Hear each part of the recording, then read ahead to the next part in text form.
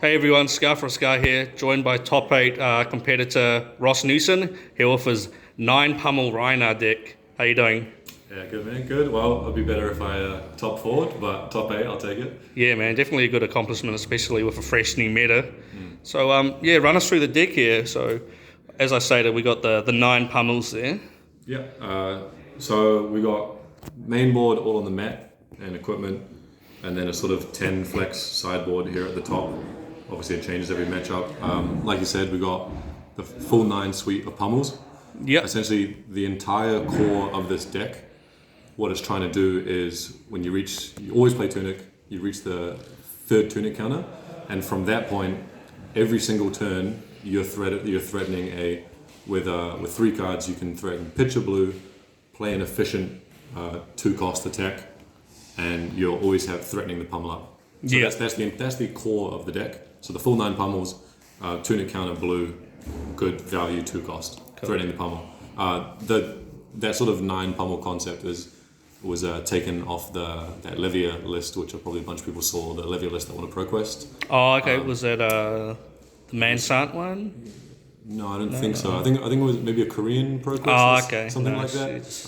And that was a grindy Levier that was built, as far as I could see, around 9 pummel thing. So that's the core. So that's the concept. Took the core of the concept, blue pitch, good value 2. Yeah. And then, to be honest, it's got a little bit greedier from there. Yeah, greed So is good. A little bit greedier from there. So basically, you're playing all your attacks are just great value twos. So you got swing bigs, commands, pack hunts, all great value 2s, with erasers in the sideboard for when the hit effect matters. Yeah. Smash instinct 3 for 7, very good. So E-Strike just fixes your clunky hands, because obviously with the pummels and all that you can get a little bit clunky. Yeah. Where the start of a little bit of the it's not greed per se, but it's more of a 2-block. So then we got life for life. So life for life is a little bit of a greed on the blocking, but it's insanely good as another way to utilize a blue, where life for life into club, which is our main weapon, or life for life into command off a blue, or life for life into swing big. So life for life is just a insanely high value card when you're trying to play this grindy matchup. Talking about the grind, we've got the full 6 standard red defense reacts. They're just good, 0 for 4. It's just good maths. Also the sync and the fates can help set up with the pummels and stuff. Again. So the sync's really good again for fixing awkward hands, and maybe 2 pummels or 3 pummels even. Fate's just generally good, 0 for 4. And also if you're thinking about, say, arsenaling a pummel or whatever, you can opt and try set up the attack you need on top of your deck. I see that we're running the 9 barraging beatdown package as well. Yeah, 9 barragings. It's just a good card. They all block 3. They all block 3. A bunch of your attacks do still have Intimidate attached onto them, and even though it's not the focus of the deck, you can still just end up in these situations where you triple Intimidate their hand, go like double barraging into pack hunt, and getting a guaranteed buff there. Yeah, or especially because they block so well, and you're very often pitching the yellows and blues, because you're often pitching them or blocking with them because they're only really good in multiples. Yeah. So because you naturally want to pitch them, you really easily end up with this pitch stack of, you can get in the grindier matchups, you can just without even thinking, end up in this pitch stack where you of something like triple barraging into a just drawing into multiples. Triple barraging into pack hunt in late games. Multiple, which I'll flex on Matt Rogers a little bit. But what I managed to do was actually quad barraging with 1 in Arsenal, pitch and club to catch. It's a lot of damage. Yeah, catch me up there, even though I lost in the end. He did grind me out. Some interesting blues I can see there. We got This Round's on Me and Pursuit of Knowledge. Tell us about those. This Round's on Me, great. Absolutely great. It's just a block 3 blue, pitch it when you need. It's really, really effective versus a whole bunch of decks now. So it really, really good versus Fi, obviously coming in really, really wide. This Round's on Me, even though you give them the extra card, but something like Fi can save like 6 or 7 damage. Really good versus Prism, because if they do manage to get out a bunch of auras, all of a sudden, pretty much time warps him, right? Attack 6 for 0, especially because often it's 1 and the ping from the aura. Obviously not coming through. you're not getting pinged there. So this round's on me. Just Good block free. Very good block free. blue. Just so good. The pursuit of knowledge is where a little bit more of that greed comes through again. There's Goes well with the 9 pummels. Yeah, the problem is it just fits so well in the pummel theme of it's just a blue that ups your two cost attack density, and if you ever pummel a pursuit and hit, like you're just Mad value, you're just right? living. It's just Basically, what 2 cards ahead. When they Yeah. lose a card, you gain extra card. just ridiculous value. A little bit of pipe dream. It's the possibility of the card I'm thinking it probably should be is I believe in the Rhinar Dorinthia decks. There's the another one of a blue Intimidate. It's a free Intimidate. Yeah. So it's blue, and I think it's 3 block. Yeah, it is. Yeah, It's blue the 3 block Intimidate. 0 blue Intimidate. Yeah. There's a chance that this should probably just be a 0/3 block and Just another Intimidate. another free Intimidate to Yeah. get to those late game quad Intimidate to push through final damage. But I did manage to live the dream and pummel a pursuit, so there you go. Nice. Yeah, Wrecker Romp, just classic. Yeah, blue, just blue block 3. auto include. Again, just more Intimidates, and I never really playing this, but again, corner cases where this is just Yeah, nice you just for play it in case the opportunity comes up, right? pretty much just a blue block 3. Yeah. So yeah, with the equipment there, I do see that you are packing the claws as well as the club. Yeah, so the claws, as far as my theory goes, or was I was only ever planning to bring them in versus Prism.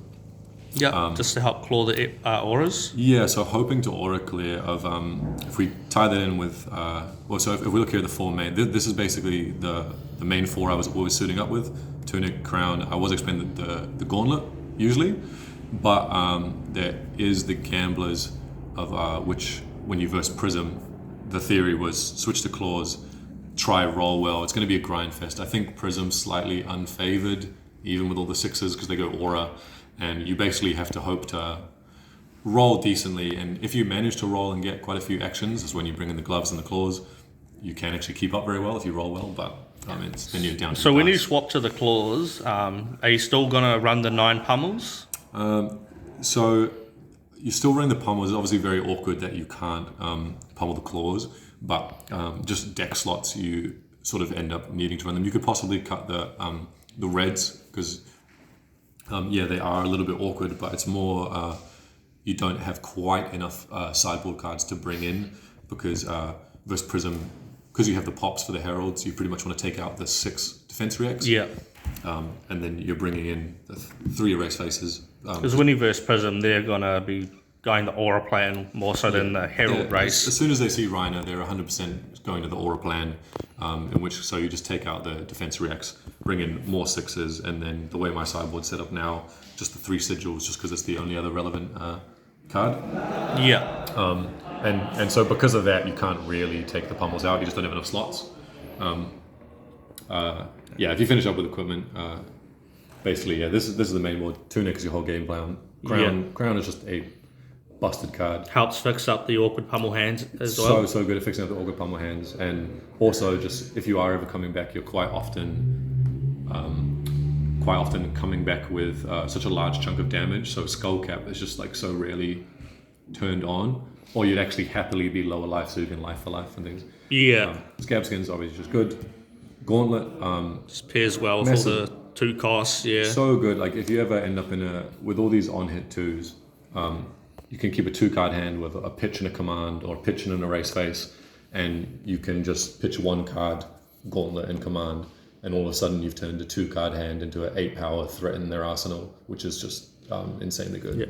So Pairs well along with the pummels as well, right? Just in case you ever have like a big 4-card hand. Do a lot of damage. Yeah, or if you end up with like a very massive hand and you know they're not wanting to block, you can even, especially what can be quite good is if you say have the red pummel and a swing big, and the gauntlet plus a yellow or red pummel just gets It's over a lot of damage, right? It's just a super large total of damage. Yeah, that's the main idea of the deck, right? Just present a lot of damage as often as you can, and especially if they read what your game plan is, or they've seen it in the room or anything like that. Even once they know the 9 pummels, you just as soon as you just sit on that 3 tunic counters, constantly threatening the pummel. It's always threatening. It's always threatening, which is just a good value. And then gloves purely for the prism we've talked about, and then just Skullhorn Null Rune versus I didn't Just some verse, wizard respect. yeah, the Wizard Respect didn't verse any Kano or Icelander. Yeah. It's always good to just have it though in case. Yeah, always good to have it in case. So the last cards we've got up there are just the sideboard cards, right? Sideboard cards, we talked about them briefly amongst it, but so Erase Face, just really good hit trigger versus some classes. Good versus Prism, good versus Lexi, they can't fuse, things like that. Just essentially bring it in versus any hero. Yeah, It's goes with the theme of being a 2-cost 6. yeah. It goes with the theme. Bring it in anytime it's a relevant hit trigger. Usually, if I'm not happy going up to 63, maybe just interchange it for the pack hunt or the potentially the smash instinct, because obviously it's the 3 Matchups cost. where you, like the intimidate doesn't really matter too much. Yeah, maybe if the intimidate's less relevant, or even though smash is 3 for 7, it's the 3 cost. It like doesn't run as well with the game plan, so maybe swap them out. Sigil just for grindy games. I versed three Guardians. I versed 2 Bravos and managed to beat them both. Nice. Which was I won the grind there, and Sigil's just very good. You just get to on those awkward hands. Like often you end up in these awkward turns where you're maybe not always using your whole hand efficiently, and you can just do something like pitch command or pitch club. Again, Bluff the pummel with the bluff one the pummel. floating in the tunic. Because it's really obvious you never roll scab skins, so you don't have the extra action. So it's so good for bluffing pummels in these grindy matchups, because it makes them block weird, and obviously you have no actions. So when you go pitch, play one of these cards, tunic sitting up, one face down card in hand, they just put you on pummel, and then if they ever, which happened in both the Bravo matches, they overblocked thinking I 100% had the pummel, got all the value of equipment block and cards, and then just sigiled and gained through life, which is When the game's getting grinded and throwing extra cards to block, goes a long way. 100%. What's the plan with the one tome? What matchups are you wanting that for? The one tome was a bit of a speculative. The idea was again for those grindy matchups. I was quite unsure of, for something like Bravo or Oldheim.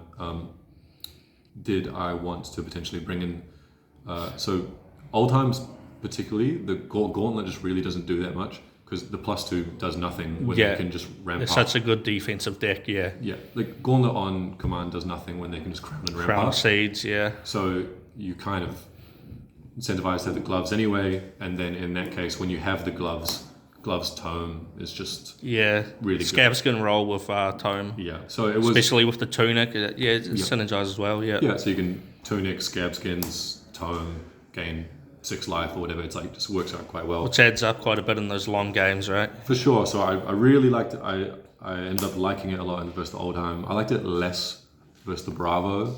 Okay. The Bravo, I think if you can find room for 2 tomes, maybe it was worth it versus the Bravo. But versus the Bravo, who without crown and shield, the Gauntlet's just more relevant again. Put some more work, And bringing in gloves purely for one card, you just rather have the Gauntlet, which is relevant for like a good 12 chunk of cards. the deck, yeah. So versus Bravo, I ended up not liking it, even though I was thinking about bringing it in. Versus Oldheim, it ended up good. Potentially, if you had found room for a second one, then it's more viable. But just gloves purely for one card just didn't end up being worth it. And then the final slot is just that's all you've got. This was the initial theory was versus Fire, but afterwards I ended up realizing it was actually just really, really nice versus say Briar and potentially Rune Blades. Blocking out the Rosetta. You block out the Rosetta, so you block out the 2 physical, you get your 2 value, and then you draw a card. So it's just efficient. It ends up as 2 physical block that cycles. So it just ends up as a free. This gives you 2 life. This gives you 2 life versus Rosetta and replaces itself, which is really, really good. Versus Fire, I'm not sold on how good it is versus Fire. Similarly, if they're playing, it ends up really nice if they're playing into like trying to get mask triggers and normally trying to put. Really like it versus Kodachi Fire, because you're always using it to free block like a Phoenix Flame or something small that they've Kodachi'd up to try to get the mask trigger. So it makes those awkward blocks where you're in a spot where you don't really want to throw a card in front of it. Just makes it a bit easier when you know you're going to get the card back. Yeah, they try poke with a Phoenix Flame to get a Master Trigger, and you feel way less bad about blocking a 1-power Phoenix Flame to stop a Master Trigger when it replaces itself. Because like very often a lot of Ninja players will poke with a low power card to try and get the Master Trigger. You don't really want to block. That's quite good, but I think it's not as good versus the Emberblade. The rest of the field. Emberblade Fi, and it doesn't come up all that often. And maybe any random corner case decks that you think are gonna, like, if you randomly haven't, I wasn't expecting to see any Dory, but if you saw some Dory, then you probably just max defense react and bring these in. Not sure exactly what you'd end up cutting or whatever, but you could probably just add them up to 63 and leave it as it is. Okay. Yeah. If you were to offer one piece of advice for anyone who wanted to maybe pick up the deck and give it a spin, what would you say to them? Probably just remember how threatening the fake pummel is. So a lot of the time you end up in these turns where basically you want to get to that, you really want to value your tunic counter. So sometimes the threat of the tunic is so powerful that it's usually worth just really prioritizing keeping your tunic counter. And then the other one would be just keep an eye out for you don't always have to be on these big pummel plays.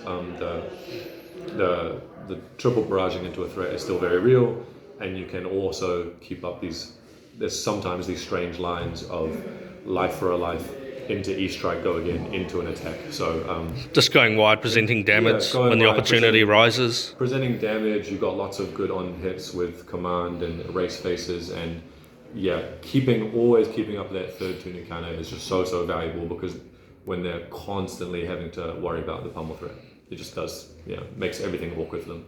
All right, man. Well, thank you for your time, and congratulations on your top 8 result. Cheers. Cheers, man.